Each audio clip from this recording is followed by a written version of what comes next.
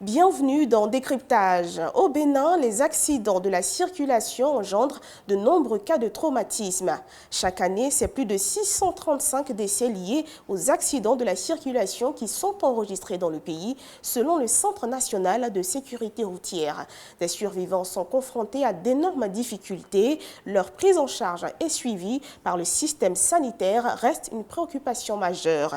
Victor Enagnan Bodéou, traumatologue orthopédiste et promoteur de la clinique Emmanuel, nous entretient sur l'état des lieux de la prise en charge des victimes d'accidents au Bénin et livre ses perspectives.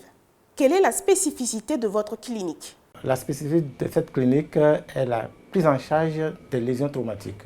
Tout ce qui est d'origine orthopédique et traumatologique. En dehors de ça, il y a les lésions, d'autres lésions viscérales qui peuvent être prises en charge ici. Nous occupons aussi des cas de chirurgie pédiatrique et de chirurgie urologique. Vous recevez des victimes d'accidents. Quels sont les cas rares que vous rencontrez? Les cas rares, c'est les lésions traumatiques du rachis qui rentrent dans un contexte de polytraumatisme. Et le plus souvent, les malades ne survivent pas à leur issue. Donc, ils peuvent mourir sur le champ ou quelques jours après. Donc, lorsque nous rencontrons ces malades, ce sont des cas rares parce que le malade fait déjà mort ou, heureusement, si on le voit, alors là, on le prend en charge. Et ça devient un peu difficile parce que les lésions traumatiques du rachis sont difficilement prises en charge par rapport aux séquelles qu'elles engendrent. Les lésions neurologiques définitives. Pensez-vous que votre contribution soulage un tant soit peu les difficultés que rencontrent les victimes? Oui, de notre côté, nous prenons en charge rapidement les malades lorsque nous les voyons. La prise en charge permet d'abord la réinsertion socio-professionnelle de ces malades puisqu'ils ont besoin de travailler. Un malade qui reste à la maison pendant longtemps devient un cas social, non seulement pour ses parents, mais pour la société aussi. Donc, notre contribution, c'est de tout faire pour qu'il puisse retrouver son travail, ce qu'il faisait avant. Et aussi, deuxième point, c'est de lui permettre, n'est-ce pas, d'avoir une meilleure qualité de vie. Que savez-vous concrètement des difficultés sanitaires des victimes d'accidents? Les difficultés sont de trois ordres. D'abord, les difficultés liées à la population, c'est qu'à l'individu même, c'est la précarité. Personne n'est aussi riche pour se prendre en charge rapidement en cas de grave lésion. Alors, la précarité a entraîné beaucoup de choses. Et c'est vraiment difficile pour ces malades-là d'aller rapidement prendre les soins dans les hôpitaux.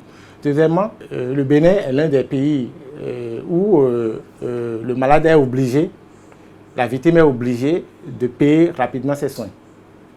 Et sinon, c'est peut-être les parents qui viennent en aide. Et c'est vraiment une difficulté qu'on est en train de voir comment il faut gérer. Troisièmement, c'est la lenteur administrative dans les compagnies d'assurance. Ce sont les difficultés, ces trois difficultés qui sont vraiment à souligner dans cet épisode. Les conceptions socioculturelles n'influencent-elles pas la prise en charge des lésions? Oui, bien sûr, parce que vous le savez, comme je le dis, nous sommes moulés dans les conceptions socio-culturelles qui nous obligent, n'est-ce pas, à faire recours d'abord aux pratiques traditionnelles, parce qu'entre-temps, il y avait un grand vide de spécialistes.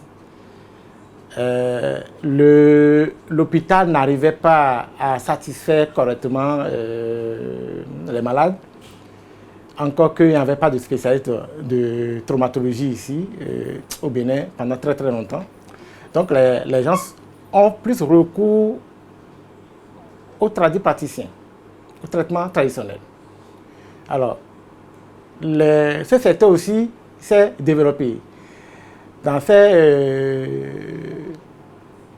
2 dernières décennies, on a eu une flambée de création de centres de massage et autres, et qui n'apportent pas grand-chose au traitement, puisqu'ils mettent des attelles traditionnelles qui sont des bois taillés et qui font attacher au niveau des foyers de fracture. Et là déjà, la médecine moderne a juste proposé des plâtres. Encore que si les lésions traumatiques des os où la fracture n'est pas déplacée, la fracture se consolide. Mais si elle est déplacée, cette fracture se consolide en cale vicieux. Et lorsque le malade quitte les tradipraticiens après la consolidation en cale vicieux, il devient un handicapé, un grand handicapé. Et ça altère toute sa vie.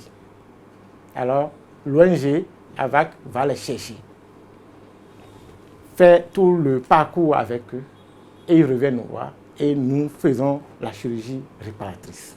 C'est ça qui est vraiment important dans notre pratique. Et enfin, quelle perspective?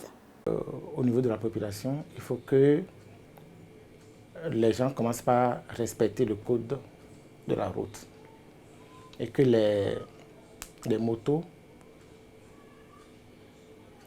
tous les engins soient assurés. Nous allons quand même œuvrer par le biais de l'ONG à sensibiliser la population à s'assurer, à assurer leur moto et à respecter le code de la route à travers l'acquisition d'un permis de conduire adéquat à l'engin qu'on conduit. Nous voulons proposer à l'État béninois de permettre que les assureurs, les compagnies d'assurance puissent venir en aide rapidement aux victimes d'accidents qui sont malheureusement laissées pour compte. Et je voudrais aussi dire aux autorités de l'ONG AVAC de poursuivre leur contribution pour la prise en charge de ces patients et qui ne restent pas uniquement à Cotonou.